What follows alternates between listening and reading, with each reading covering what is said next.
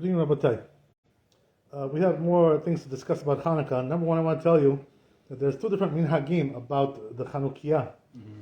There's the minhag of the Ashkenazim, there's the minhag of the Sfaradim. What the Ashkenazim do is that the whole family, the father and the children, each one has a separate Chanukiah. And each one lights separately.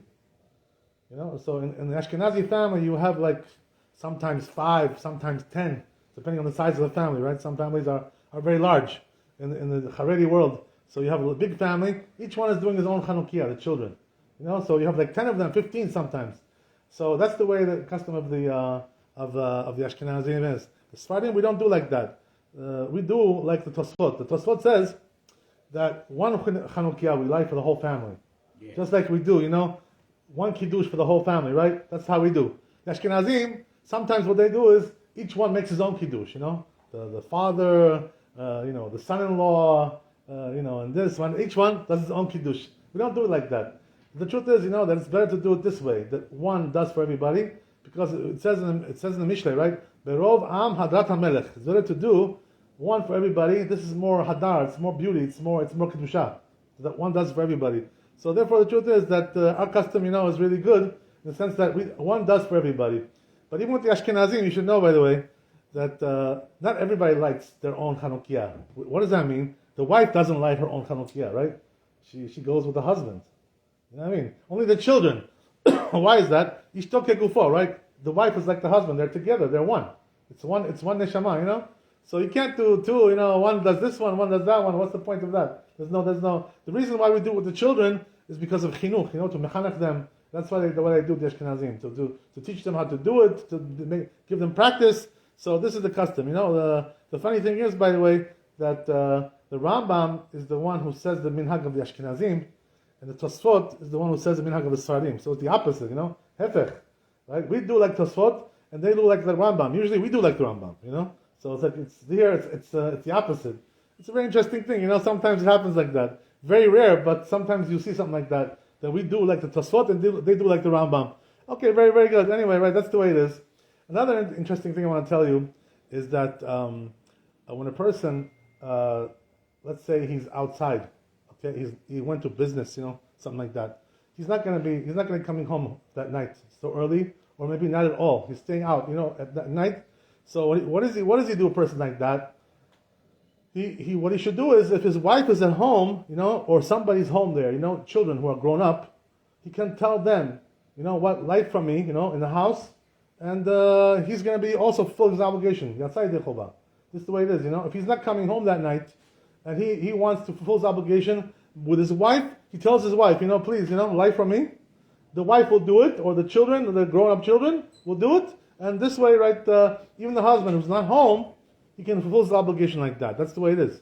So therefore, if a person is not going to be home, this is what he does. He doesn't come home that night, whatever it is, or he's coming home very late, and it's not convenient for everybody, whatever. So the wife lights for him. They can even make a phone call, and he can say amen to the brachot. She's going to say the brachot. He says amen, and this way, right? Everybody fulfills obligation. Even he can answer amen as well. By the way, in general, this is not good to do. In general, you know what that means. Let's say, for instance, kiddush, right? Can your wife make kiddush for you, on Shabbat, or you have to make the kiddush? How is that? What's the halacha? The truth is, that the wife can make kiddush for you, but they say the Chazal, this is not good. That a person allows his wife to make kiddush for him. He's the head of the family. The head of the family should make the kiddush, not the wife should make the kiddush for everybody. It's not proper like that to do. It says, by the way, that a person who does this, it's like he's going to get cursed, it's not respectable to behave like that. So in a general sense, you shouldn't let your wife do the mitzvot for you, that you're supposed to do. You're the head of the household. But here, because you're outside, you have no choice, you can't do it. So therefore, your wife does it for you, that's fine, no problem. Right? This is the thing. So therefore, the wife will do it for you. That's the way it is. But let's say he doesn't have his wife at home, nobody at home. Maybe he's a bachelor, right? He's a whatever. He's a widower. He doesn't have anybody at home. So what should he do then? The truth is, if he's not home, he can't really light Hanukkah candles outside. There's a halacha like this, that a person who's outside has no home, right? Like homeless, right? he can't light Hanukkah candles. You know why? Because the Hanukkah candles were made to light each home, each household.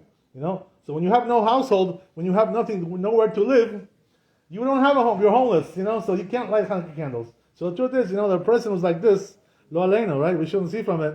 If a person has no home, what should he do, right? He can light without a bracha, you know, because there are some opinions that allow that. So he can light without a bracha, but he can't make a bracha on that when he lights, because he has no home. So as we said, right, we mentioned last week, we talked about this, you know, that also when they light in the Beit Knesset, a person who has no home, he can be Yotzei Dechovah in the Beit Knesset. So this is especially for him, you know. He has no place to do Hanukkah candles. So he comes to Beit Knesset, and when they do over there, he's going to fulfill his obligation to the Beit Knesset, because he has no home, right? But if a person, let's say he's in a hotel, or he's on a, cruise, ship or something, whatever, right? He went or train, something like that, right? He should light the candles wherever he is, because that's like a home. It's like a building, he's in a Rishut HaYachid. He's in a private area. He's not in the street. So therefore, if a person has a place like that, hotel or whatever, you should light the Hanukkah candles, because he's obligated. What I'm saying is, if there's nobody home, as I said, he has nobody in his house. House is empty. If his wife is at home, his wife can light for him, as we said, right? No problem. But if he has nobody in the house, then he has to light in the hotel. This is the way it is, and even though sometimes they tell you, in the hotel, don't light, don't make a fire over here, whatever. What can you do? Sometimes you have to, round corners a little bit, right? What can you do? What are you going to do? Not to do the Chanukiah at all? So at least, what you do is, you light it for a half hour and you put it out, right? That's it. And this way, right, everything will be will be good. But they say also another interesting thing which is that if a person is traveling, right, and he's not going to be that night at home, as we said, right, he's not coming home, and his wife is going to light for him, they say that if he sees a Hanukkah candle somewhere, let's say in some, house he saw in the window, Hanukkah candle, right, and it was the first half hour of the lighting, not after that, because after that the mitzvah is finished, as we said. But if it's the first half hour, what he can do is, even though he's not coming home that night, and his wife is lighting for him, he can say two brachot, right? He can say one bracha. He can say that bracha when he sees the Chanukiah, somebody else's. And also, if it's the first night, he can also make shechianu. So he can do these two brachot. If he just saw the candles, somebody else's candles, he can do that also in shul. If he's not coming home that night, in shul when he sees it, he can also. But they're making the bracha there, so he can just say amen. It's good enough. He doesn't have to say it himself. So he just says amen. They're going to make the bracha, so everything will be good for him. But let's say he's not in shul, he's not going to be in shul. He's somewhere far away, whatever. So there, if he sees somebody's candles, he makes she'asani sim lavotenu and shechianu for the first night. Only the first night shechianu, right? The other night you don't say shechianu. That's it. You already said it the first night. Hopefully you did. Hopefully you didn't forget. So this is the way it works. A person who's outside and he's not going to be lighting that night. His wife is lighting for him. So that's what he does, right? In a situation like that. As we said, right, if a person, there's a situation like this in Israel, where the chayalim, the soldiers, they go out at night, they have like a camp at night, and they're not in a house, they're like in the field, basadeh, they're in the field. So over there, they can't really light Hanukkah candles with a bracha, because there's no building there, they don't have a house, So if they're just dwelling in the field all night, like some kind of a camp, machaneh, machaneh tzvai, over there, what they can do is maybe light without a bracha, but they cannot light with a bracha because there's no chovah, there's no obligation, there's no house there, there's no building, so therefore they cannot light with a bracha. This is the halakha that we also learned a little bit before, right? The same idea. So a person like that, this is what he has to do. He has no house. That's what he does. Let's talk a little bit about guests, right? It's very late. I don't want to keep you too long. We'll do more tomorrow, B'ezrat Hashem, tomorrow, right? Whatever, or next time is, right? So I don't want to keep you too long. But I'll tell you one more halakha. There's also halakha of a guest, A person who goes as a guest to somebody's house, what does he do, Because he can't light in his house, he's not home. He went to somebody else's house. This happens all the time, right? With young couples, like son-in-law, daughter-in-law, they go to the father-in-law's house, mother-in-law's house, for Hanukkah, they visit, Shabbat, blah, blah, blah. So what do? So the guest, what he has to do is that he has to give a pruta to the host, to the balabait. Tells him, how much is pruta, by the way? A quarter. You give him a quarter. You tell him, here, I give you this, I want to share in your Hanukkah candle, So if he gives you a share in his candle, And this way you also fulfill your obligation when he lights in his house, because you're his guest. This is the way it is, So in a case like that, but the truth is, that who wants your quarter, right? You think the Baal Bayit wants your quarter? He'll just tell him, give it to me as a gift, as the share in the candle, padarka, matana, right? Mm-hmm. Give me as a gift, so he'll give you as a gift. He doesn't want your quarter, so if he gives you as a gift, the same thing, right? He gave you a portion in the candles, so this way, when you're coming as a guest, right, this is the way to do it in order to fulfill your obligation. I'll tell you one more thing, we'll stop here, I don't want to keep you too long. So there's also another case where, somebody asked me a question, that the house, it's like many houses over here. You know how it is, right? There's the upper floor, and then there's the basement, right? So what happens is that sometimes on the upper floor lives the father-in-law, whatever, mother-in-law, and downstairs lives the daughter-in-law, son-in-law, right? With the daughter, son, whatever, right? They live downstairs. They're renting over there, or whatever, or they're getting it for free. If they're lucky, right? If they're lucky, they got it for free. Right? Very good. So whatever, right?